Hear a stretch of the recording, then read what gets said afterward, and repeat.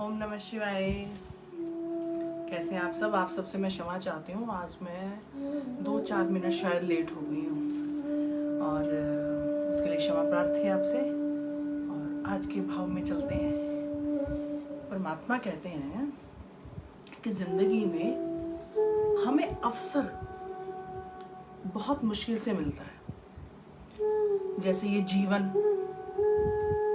हम जानते हैं कि जिंदगी तो एक ही है, आगे पीछे का तो देखिए हमें अनुमान है नहीं। शास्त्र कहते हैं, संत कहते हैं, और कई बार ऐसा अनुभव में भी आता है कि आगे भी हम जन्म लेते हैं, पीछे भी हमने बहुत से जन्म लिए हैं, कई जन्म हम लेते रहे हैं, बार बार आते रहे हैं, मरते रहे, जीते रहे।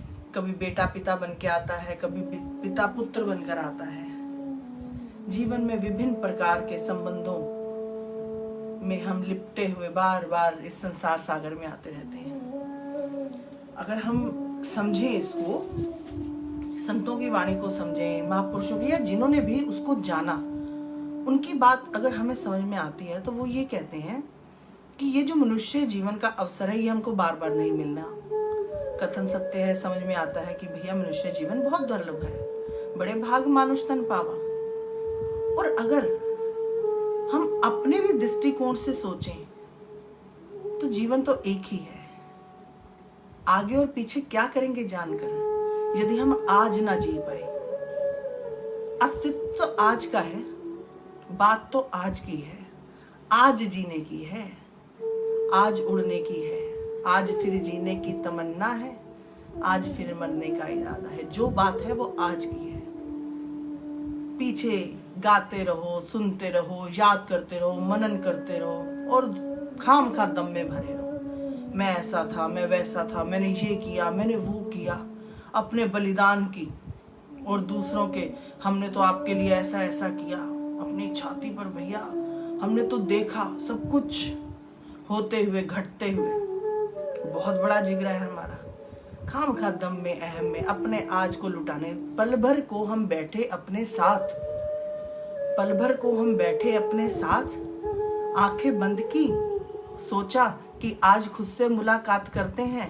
आंख बंद की तो क्या देखते हैं कि बीते हुए भूत साथ में चिपके हैं, और आने वालों की चिंता में हम अपने दिन को यूं ही मलाल करते हैं। आज जीने की बात करते हैं, जिंदगी की बात करते हैं। अवसर यही है, चूके जा रहे हैं हम, चले जा रहे हैं, बस बोझिल सा उलझे हुए से ढूंढ रहे हैं, तलाश कर रहे हैं, फिर भी कुछ मिलता नहीं। वैसे तो हम ये भी नहीं जानते कि हम चाहते क्या है, हम ढूंढ क्या रहे हैं, हम किसकी तलाश में हैं। और जिंदगी बीते चली जा रही है, दिन बीते चले जा रहे हैं, रोज एक नया दिन आ जाता है, फिर भी तलाश थमती नहीं, रुकती नहीं। हम अपनी मंजिल को पकड़ते नहीं, अपनी मंजिल तक पहुंचते नहीं।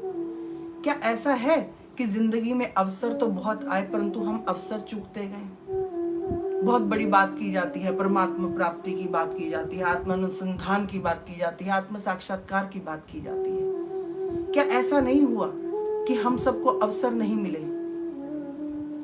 अवसर तो सबको मिले। कृष्ण के समय में भी लोग उपलब्ध थे, विवेकानंद जी आए और इतने महापुरुष आए उनके जैसे। अवसर तो सबको मिला परंतु चूकते रहे सब। सबने उस समय उनको जाना नहीं, समझा नहीं कि उनके जीवन में एक अवसर बन सामने कोई प्रकट हुआ है, कोई उपलब्ध हुआ है, जिसके सहारे से वो अपनी जीवन उपलब्धता को समझ सकते हैं, अपने जीवन के मर्म को जान सकते हैं, परंतु फिर भी चूक जाते हैं। और आज हम खुद भी अगर कहीं चलना शुरू करते हैं, कहीं चलना आरंभ करें, स्वयं की खोज करने के लिए चलें तो सही, तो अवसर आज भी बनता है। और अवसरों को खुद बनाना भी पड़ता है। अवसर को हम देख भी नहीं पाते हैं, हमारे हाथ से फिसल जाता है, आता है और चला जाता है, हम देखते रह जाते हैं। हमें समझ में ही नहीं आता कि जिंदगी में क्या आया और क्या चला गया। हम चूक गए अवसर। वो क्षण हमको दोबारा नहीं मिलता जो बीत जाता है। एक बार एक बहुत गरीब व्यक्ति, जिसका जीवन यापन भी बहुत कठिनता से होता था, उसने सोचता रहता था क्या करूं, कैसे मेरा उद्धार होगा, कैसे मैं धन कमाऊंगा। देखिए, जीवन में आप क्या चाहते हैं ये तो आपका दृष्टिकोण है, आपके मायने हैं कि आप अपने बारे में क्या सोचते हैं। आप अपने जीवन की उपलब्धता को किस वस्तु से आंकलन कर सिद्ध करना चाहते हैं। और वो गरीब व्यक्ति धन की चिंता की मेरे पास धन हो, वैभव हो, सुख सुविधाएं हो, मैं तो गरीबी में ही मरे जा रहा हूँ। रात दिन इसी चिंता में बीते जा रहा है उसका। एक दिन उसकी दुकान पर एक महात्मा आते हैं। महात्मा को अपनी श्रद्धा अनुसार या जितना उसमें सामर्थ्य है उसके अनुसार वो महात्मा की सेवा अर्चना करता है। फिर अंत में महात्मा बैठे हुए जाने लगते हैं, उसको आशीर्वाद देकर के अच्छा बच्चा फिर कल फिर मिलेंगे, कभी मिलना हुआ समय हुआ तो। अब वो सोचता है कि ये महात्मा कुछ कर सकता है मेरे लिए। मैंने सुना है जो अध्यात्म के पथ पर चलते हैं ऐसे चलते फिरते फकीर खजाने उनकी झोली में भरे होते हैं, शायद मुझे कुछ दे डाले। जब व्यक्ति का भाग्य उसको लगता है कि मेरा भाग्य मेरी सपोर्ट नहीं कर रहा, मेरी मदद नहीं कर रहा, या मैं जीवन में अपने प्रयास से भी जो पाना चाहता हूं उसको नहीं पा रहा, तो वो कई बार ऐसा कुछ सहारा भी ढूंढता है जिसके थ्रू, जिसके जरिए उसकी जरूरतें पूरी हो सकें, उसकी आकांक्षाएं पूरी हो सकें। सोचता है महात्मा जरूर कर सकता है, कुछ बात करके देखनी चाहिए। कहता है महाराज मैं बहुत गरीब हूँ, गरीबी मेरा पीछा नहीं छोड़ती, सारी उम्र हो गई मुझे यूं ही अपने जीवन को ढोते ढोते, परंतु क्या करूं कुछ समझ में नहीं आता। कौन सा व्यवसाय करूं जिसमें तरक्की हो, कौन सा सामान बेचूं जिससे तरक्की हो, क्या लोगों की जरूरत है, मुझे तो समझ में ही नहीं आ रहा। महाराज कहते हैं बेटा ऐसा कर, मेरे पास ना पारस पत्थर है, मैं तुझे 3 महीने के लिए दे देता हूँ और 3 महीने में तू जितना चाहे उससे सोना बना सकता है और 3 महीने पश्चात मैं आऊंगा अपना पारस ले जाऊंगा। वो कहता है ठीक है महाराज। अब वो उनसे पारस लेता है, अगले दिन बाजार में जाता है, क्योंकि पारस तो लोहे को ही तो सोना बनाएगा ना, पारस मिट्टी को सोना नहीं बनाता। पारस की क्षमता है कि वो लोहे के ही पात्र को, लोहे की ही वस्तुओं को ही सोना बनाता है। बाजार जाता है, सोचता है, लोहे का भाव पूछता है, भैया क्या रेट है। एक के पास जाता है, दूसरे के पास जाता है और रेट वही है बाजार में, 5 रुपए मन के हिसाब से। वो कहता है भाई साहब पहले तो बहुत सस्ता था, अब तो बहुत महंगा हो गया, 5 रुपए का रेट है, 5 रुपए मन का। कहता अरे बड़े ये तो सौदा गड़बड़ है, पहले सस्ता था अब महंगा, मैं तो महंगा नहीं खरीदूंगा, मैं तो सस्ता ही खरीदूंगा। अब जितनी बुद्धि है उसी अनुसार तो व्यक्ति सोचता है और समझता है। बुद्धि हमारी इतनी तीक्ष्ण नहीं है कि अवसर की पहचान कर पाए, और वो यही सोचता है कि भैया सोना लोहा तो बहुत महंगा है, परंतु वो ये नहीं जान रहा कि सोने का भाव क्या है, सोने का रेट क्या है। वो लोहे के ही रेट को सुनकर, उसी के भाव को सुनकर, और कि अभी तो ये बहुत महंगा है, पहले सस्ता था तो मैं तो सस्ते पे ही खरीदूंगा, वापस लौट आता है। इसी इंतजार में 1 महीना बीत जाता है, अगला महीना आता है, फिर जाता है बाजार, फिर रेट पूछता है भैया सोने का भाव क्या, लोहे का भाव क्या है। वो कहता भाई साहब अब तो बहुत बढ़ गया, 10 रुपए हो गया है लोहे का भाव। वो कहता अरे ये तो और भी महंगा सौदा है, मैं 5 रुपए पे खरीदूंगा, पहले 5 रुपए था, तो मैं तो ऐसा महंगा सौदा नहीं कर सकता, अपना नुकसान नहीं कर सकता। फिर लौट आता है वापस, अपनी बुद्धि का प्रयोग नहीं कर रहा, उसको नजर ही नहीं आ रहा कि समय बीते जा रहा है और वो कुछ कर नहीं पा रहा है, अपने बारे में वो सोच ही नहीं रहा। इसी तरह तीसरा महीना आ जाता है और तीसरा महीना आते ही वो फिर बाजार जाता है, फिर मोल भाव पता करता है। तो दुकानदार कहता है सेठ जी सोना ये लोहा तो और महंगा हो चुका है, अब तो 15 रुपए का भाव है।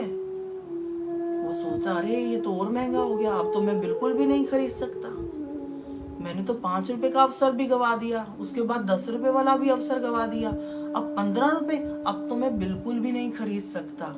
और वापस छोटा सा मन लेकर वापस लौट आता है, परंतु बुद्धि में वो क्षमता नहीं है, वो आंकलन नहीं है, वो समझ नहीं है, वो बूझ नहीं है उसके पास, और फिर वापस लौट आता है और यूं ही 3 महीने निकल जाते हैं। अब वो तो महात्मा सोचता है कि मैंने उसको पारस दिया, 3 महीने हो गए, इसने अवश्य बहुत मकान बना लिए होंगे, आलीशान बंगला होगा, वहां जाऊंगा तो उसका व्यापार बहुत बढ़ चुका होगा, तो अब तो उसके पास अपार वैभव होगा, तो चलो मैं अब जल के अपना पारस वापस ले आता हूँ। महात्मा उसके पास आ गए कि भैया, और वहां क्या देखते हैं वो कि वो तो उसी फटे हाल में है, वैसे का वैसे ही। अब तो और बुझा हुआ सा, चिंतित सा प्रतीत होने लगा है। उस समय कुछ तो इसमें प्राण थे, तभी तो इसने सेवा की। इस समय तो वो भी नहीं है कि वो चेहरा उठाकर भी नहीं देख पा रहा कि वो महात्मा है। बड़ा बुझा हुआ सा चेहरा नीचे लटका रखा है, जैसे न जाने उसके साथ क्या हो गया। वाकई नुकसान भी बहुत हुआ उसका, जो उसकी बुद्धि कह रही है कि 5 रुपए के भाव पर तो मैंने लोहा खरीदा ही नहीं। और महात्मा कहते हैं कि लाओ भाई मेरा पारस। वो कहता, महात्मा मुझे तो पता ही नहीं चला कब 3 महीने बीत गए, लोहा सस्ता ही नहीं हुआ तो मैं खरीदता कैसे, और मैंने इसलिए पारस से सोना बना नहीं पाया। तो आप ही बताओ मेरी दुविधा का समाधान। तो महात्मा ने कहा कि भैया तुम्हारी दुविधा का कोई समाधान नहीं है। तुम्हें इतना अच्छा अवसर प्राप्त हुआ, तुम ना जाने कितना सोना बना लेते, परंतु तुम 5 और 10 रुपए में अटके रहे। तुमने सोने के मूल्य को ना जाना। उसी प्रकार हम भी अपने जीवन में समय का मूल्य नहीं जानते, अवसर को खोते चले जाते हैं, अवसर को पहचान नहीं पाते। क्योंकि अवसर तो किसी समय आता है, हर समय नहीं आता। आता है, दस्तक देता है, आपकी आंखें बंद है, आपकी बुद्धि बंद है, आपके भीतर आप जागृत नहीं है, अवसर चूक जाते हैं, अवसर निकल चला जाता है, आप हाथ मलते रह जाते हैं। वो फिर आप सोचते हैं कि काश ऐसा हुआ होता, और जिंदगी में ऐसे ही काश को सोचते सोचते आपकी उम्र आगे की तरफ आप उन सपनों को ही देखते रहते हैं। काश वैसा किया होता, या अब ऐसा होगा तो आगे मैं ऐसा करूंगा। परंतु हमारी बुद्धि में इतनी तीक्ष्णता क्यों नहीं है? हमारी बुद्धि इतनी सुप्त क्यों है? क्योंकि हम बाहर बहुत उलझे हुए हैं। हम बार बार, जैसे वो दुकानदार लोहे के मोल भाव को कर रहा है, हम भी हर समय ऐसे ही मोल भाव में लगे हुए हैं। ये मोल भाव हो सकता है पदार्थों और वस्तुओं का ना हो सकता है संबंधों का हो। खिंच खिंच कर मांग रहे हैं, समझ में नहीं आ रहा क्या कर रहे हैं, चाहते क्या हमें तो यही नहीं पता। आज तक हमारे जीवन में शांति नहीं है, हमें ये भी नहीं पता क्यों नहीं है। जबकि सब कुछ है, स्त्री है, धन है, बेटा है, बेटी है, माता पिता है, संसार का सुख वैभव सब कुछ है, परंतु फिर भी शांति क्यों नहीं है? इन वस्तुओं से शांति क्यों नहीं मिल रही हमें? क्योंकि कहीं हम तो वस्तु नहीं बन गए, कहीं हमने अपने आप को ही तो वस्तु नहीं मान लिया। हम कहाँ उलझे हुए हैं, हमें इसका ज्ञान नहीं है।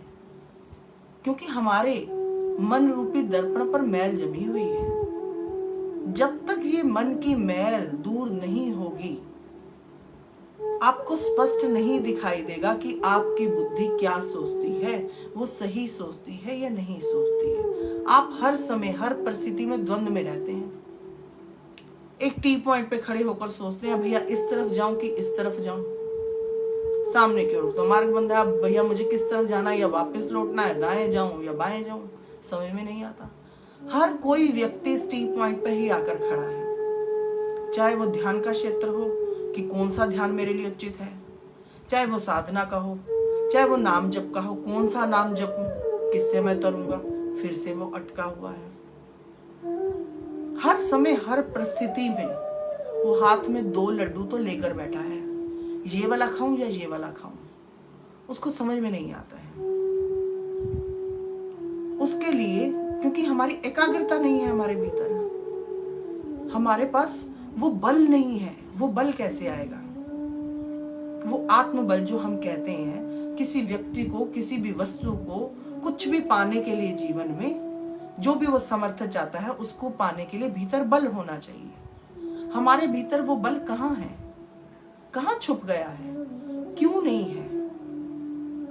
हम इसको ढूंढने का कभी प्रयास नहीं करते। हमने कल ये चर्चा की कि सबसे पहले अपनी एक डायरी बनाओ, एक किताब, एक कॉपी उठाओ और सबसे ऊपर कुछ मत लिखो, ना ओम ना स्वास्तिक। हम नई किताब उठाते हैं ना कॉपी, तो उसमें सबसे पहले ओम बनाएंगे, स्वास्तिक बनाएंगे, जय माता दी लिखेंगे, ओम नमः शिवाय लिखेंगे।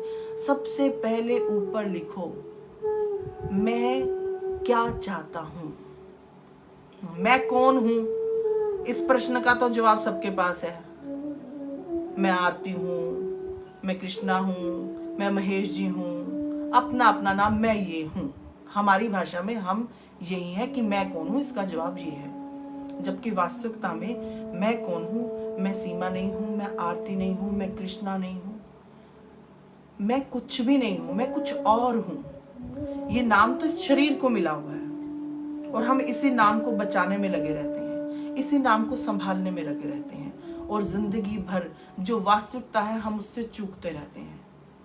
हम ऊपरी मैल को तो साफ कर रहे हैं परंतु भीतर हम झांक कर नहीं देख रहे हैं, अपने नजदीक नहीं आ रहे हैं, अपने से दूर जा रहे हैं। तभी तो हमें लगता है परमात्मा को पाना है। सर्वप्रथम परमात्मा कौन है उसको भी छोड़िए, सर्वप्रथम ये जानिए कि मैं कौन हूं, मैं क्या चाहती हूँ, मुझे क्या चाहिए जीवन में।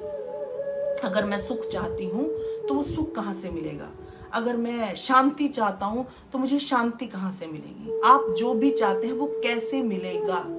सर्वप्रथम प्रश्न यही है। जब कोई प्रश्न हो, अब हमारे भीतर जब कोई प्रश्न ही नहीं है तो हम किस प्रश्न का जवाब ढूंढने के लिए इधर उधर डोलेंगे या खोजबीन करेंगे, तलाश करेंगे। जब हमारा कुछ घूमता है तभी तो हम ढूंढने का प्रयास करते हैं। जब हमें भूख लगती है तभी तो हम कुछ भोजन ढूंढते हैं, कुछ पदार्थ ढूंढते हैं जो हमारी क्षुधा को तृप्त कर सकता है। भूख है इसका मतलब उस भूख को मिटाने वाले पदार्थ भी बाहर उपलब्ध हैं। हमें ये समझ में आता है कि हमें भूख है, बाहर पदार्थ है, वो पदार्थ का जैसे ही हम पान करेंगे हमारी क्षुधा शांत हो सकती है। उसी प्रकार हम जीवन में जो भी चाहते हैं उसका भी हल बाहर है, परंतु जब तक हमें पता नहीं चलेगा कि हमारी इच्छा क्या है, हम कोशिश कर रहे हैं, हमारी इच्छा है हलवा खाने की, तभी तो हम हलवे का आयोजन करेंगे कि उसके लिए सूजी चाहिए, घी चाहिए, चीनी चाहिए। हमें पता ही नहीं है। एक बार एक लड़का, उसने देखा कोई चित्रकार है, कोई बहुत बड़ा पुलिस का अफसर है, और कोई वकालत में बहुत आगे है, कोई इतना बड़ा डॉक्टर है, इतना बड़ा वैद्य है, लाइनें लगी हुई है उसके पास, कोई इतना अच्छा बोलता है, आहा क्या ज्ञान है उसके पास। तो भिन्न भिन्न की प्रकार की भिन्नताएं, उसने समझा सबके पास कुछ ना कुछ है और मैं जीवन में खाली हाथ हूं, मेरे पास कुछ नहीं है, मेरे जीवन में कोई उपलब्धता नहीं है, मैंने जीवन में कुछ हासिल नहीं किया, मेरा जीवन तो व्यर्थ चला गया।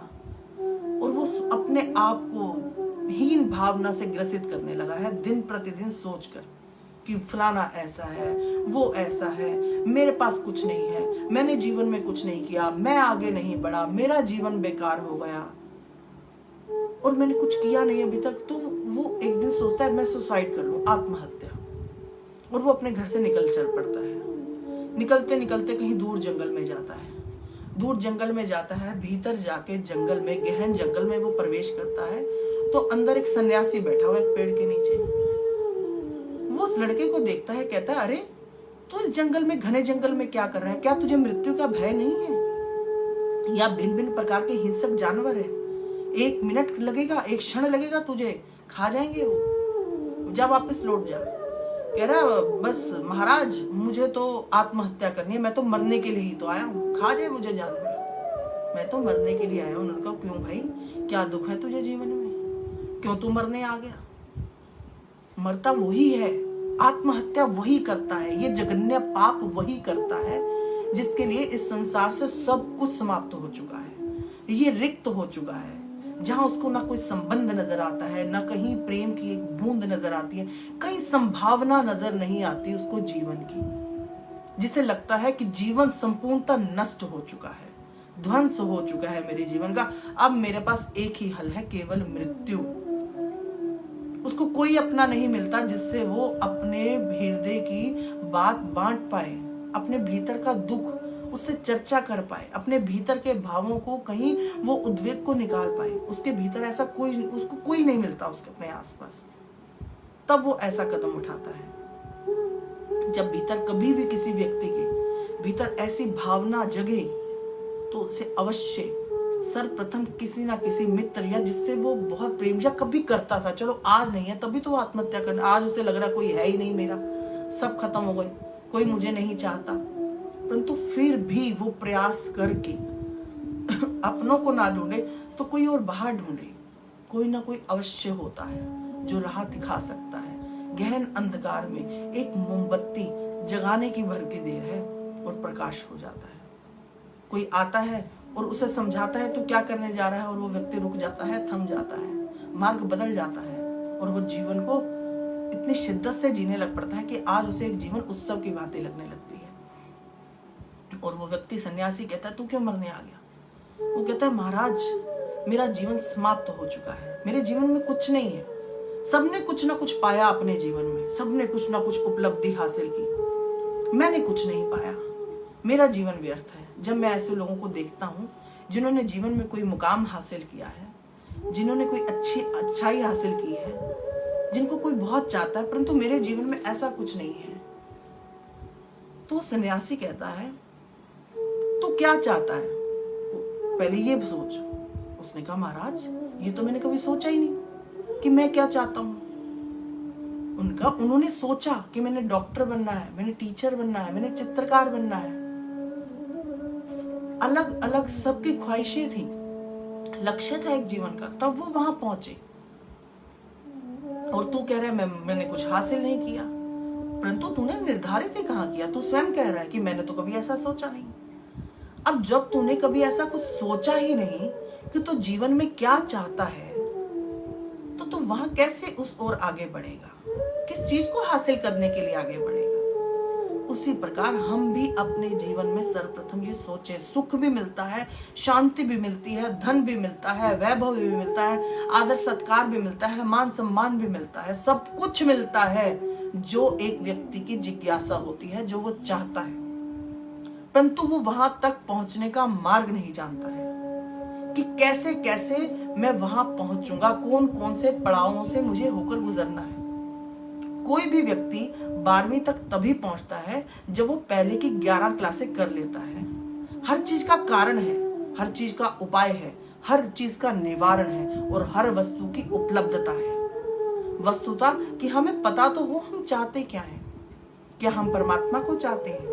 क्या हम भगवान को चाहते हैं? हम क्या चाहते हैं? क्या हम ऊंचा मकान चाहते हैं, सब मेरा बहुत आदर करे, क्या हम वो चाहते हैं? आप कुछ भी चाहते हैं, एक बार स्वयं को बताइए तो सही कि आप स्वयं से क्या चाहते हैं, आप खुद से क्या चाहते हैं। जब तक आप खुद को नहीं बताएंगे तब तक आप कहीं नहीं पहुंच सकते। मंजिल ही आगे तभी तय होती है जब खुद को ही पता चले कि हम क्या चाहते हैं।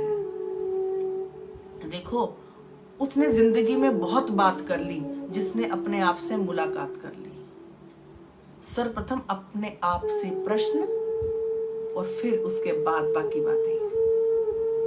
इसके लिए मुझे लगता है सुबह देखिए आप उठते हैं, अपना नित्य जीवन के क्रियाक्रम को आप करते हैं, नित्य क्रियाओं को करते हुए आप अपने जीवन को आगे बढ़ा रहे हैं। एक के ढर्रे पर आपका जीवन जिल रहा है, आप सबके साथ बैठते हैं, सबसे बातें करते हैं, आप टीवी पे, फोन पे, आप इतनी व्यर्थ में दिन भर इतनी अपनी एनर्जी वेस्ट करते हैं, जबकि ये एनर्जी आपको लिमिटेड मिली है और कुछ कामों के लिए मिली है, परंतु इसको हम व्यर्थ वहां कर देते हैं जहां पर इसकी आवश्यकता नहीं है। इसको हम समझेंगे बहुत अच्छे से, एनर्जी क्या है। अभी तो हमने लास्ट टाइम समझा कि एनर्जी हमें ब्रह्मांड से मिल रही है, वो परमात्मिक ऊर्जा, वो कॉस्मिक एनर्जी सबको मिल रही है, परंतु कौन उसको संभालता है, कौन उसको वेस्ट करता है, क्योंकि हमें उसका यूज करना नहीं आता। पावर तो आ रही है, हर कमरे का एसी चला रखा है, चाहे कोई बैठा है या नहीं बैठा, हर कमरे की ट्यूब ऑन है, चाहे कोई बैठा है या नहीं बैठा,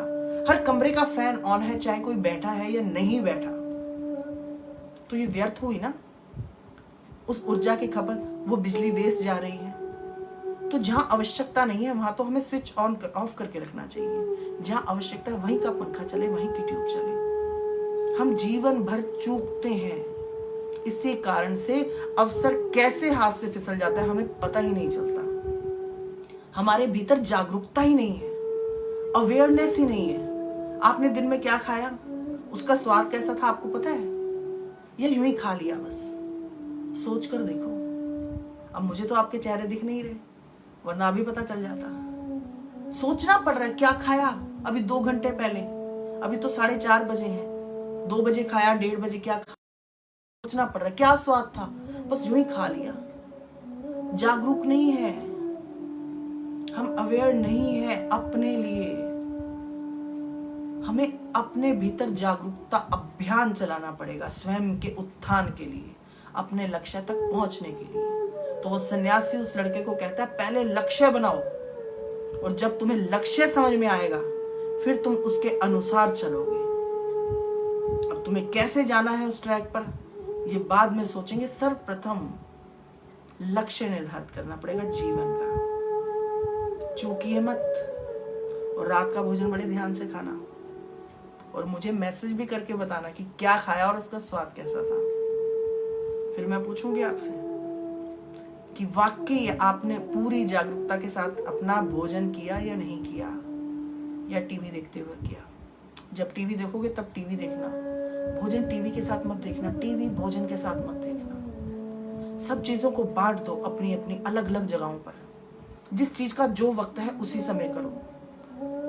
इतने उथल पुथल मत रहो। एक साथ 10 आंखें 10 हाथ बनाने की कोशिश मत करो। 2 हाथों से ही काम करो, एक समय में एक ही काम करो। जहां पर पूरी तरह संपूर्णता आप केवल वही हो, दिल से भी, दिमाग से भी और क्रिया से भी, मनसा वाचा कर्मणा, तीनों से ही एक तरफ। अवेयरनेस का फर्स्ट स्टेप है। तो यहां पर चलकर देखो, अपने लक्ष्य को निर्धारित करो। सर्वप्रथम प्रश्न अपने आप से, सुबह नित्य क्रियाओं को करो। नित्य क्रियाओं को करने के बाद सुबह अकेले कुछ देर शांति से बैठो अपने साथ। वहां कोई नहीं चाहिए, सिर्फ तुम होने चाहिए, सिर्फ तुम। आंखें बंद करोगे, आराम से बिल्कुल शांत बैठोगे। आती जाती सांसों के साथ धीरे धीरे अपने भीतर उतरते जाओगे और स्वयं से प्रश्न करोगे, मैं जीवन से क्या चाहता हूं, मैं स्वयं से क्या चाहता हूं, मैं क्या पाना चाहता हूं, क्या उपलब्धि हासिल करना चाहता हूं। ये प्रश्न आपके भीतर उठना चाहिए, इसकी जिज्ञासा होनी चाहिए, क्योंकि यहीं से आरंभ होती है कोई मंजिल, और मंजिल तय होते ही उस दिशा में तभी व्यक्ति कार्य करना आरंभ करता है। मेरे भीतर इच्छा है द्वारकाधीश जाने की और आप सबको भी ले जाने की। एक इच्छा भीतर आई कि मेरी ये इच्छा है कि मैं द्वारकाधीश जाऊं और आप सब मेरे साथ जाओ, हम एक साथ जाएं, खूब मस्ती करते हुए, मजे करते हुए, आनंद लेते हुए, कृष्णमय होकर हम कृष्ण के दर्शन करने के लिए द्वारिका पहुंचे, और कृष्ण के दर्शन करके कृष्ण के प्रेम में भीगकर हम वापस कृष्ण को लेकर हृदय में बसाकर वापस यहाँ लौटें और जीवन कृष्णमय हो जाए। ये तो एक मैंने बात बताई है। आप जो चाहते हैं, मैं नहीं कह रही आप कृष्ण को चाहते हैं, आप जीवन में अगर धन चाहते हैं, मुझे बहुत धन चाहिए, उसके लिए भी तो पहले एक्सेप्ट तो कीजिए कि हाँ मुझे ये चाहिए। एक्सेप्ट नहीं करते हम, कहते हैं हाँ ठीक है जरूरत होता है, धन के बिना जीवन नहीं चलता, अर्थ के बिना समर्थ नहीं हो सकता, कुछ भी, मगर खुले आम एक्सेप्ट नहीं करते। एक्सेप्ट कीजिए, आपको जो भी चाहिए उसको एक्सेप्ट कीजिए, छुपाइए मत, उजागर करना पड़ता है अपनी भावनाओं को। तो आज के भाव को इस नई विजन के साथ सुबह आप सब लोग अपने साथ बैठेंगे, अपने आप से मुलाकात करेंगे, अपने आप से प्रश्न करेंगे और अपने जीवन की एक नई यात्रा पर चलेंगे। परिवर्तन आएगा, आना चाहिए, मुझे जो चाहिए वो मिलेगा, मिलना चाहिए। तो सोचिए आप बहुत ध्यान से, अभी आपका शायद चाय का टाइम हो गया है, चाय ध्यान से पीना, एक एक सिप करके पूरी अवेयरनेस के साथ। सिर्फ आप हैं और चाय है, चाय का स्वाद ही रह जाए, आप गुम हो जाए। तो एक नई यात्रा पर बहुत होश संभालते हुए, होश के साथ, बेहोशी में नहीं, चाय नहीं पीनी बेहोशी में, सिर्फ चाय पीनी है ध्यान से। तो आज के भाव को हम यहीं रोकते हैं। अपने जीवन की यात्रा पर चलना आरंभ कीजिए अभी से। जो आज नहीं होगा वो कल कभी नहीं आएगा, क्योंकि कल कभी नहीं आता जीवन में, ये आप जानते हैं अच्छी तरह से। सोचिए और बढ़िया से आनंद से अपने आप से मिलने के लिए तैयार हो जाइए। आज के भाव को यह विश्राम देते हैं, कल एक नए भाव के साथ। वैसे कल हमारा मेडिटेशन का टाइम है और हम कोशिश करेंगे कल हम अवेयरनेस मेडिटेशन करें, जागरूक, कि हम हर पल, हर समय, हर स्थिति में जागरूक रहें और अवसर हमारे जीवन से निकल ना जाए। हम अवसर को ग्रैब करने से चूक ना जाए, हम अवसर को पकड़ने में कहीं भूल ना कर बैठे। तो उस अवसर की तलाश में कल मिलेंगे आपके साथ। ओम नमः शिवाय। सब सुखी हो, सब निरोगी हो, सबका कल्याण हो, कोई दुखी ना हो।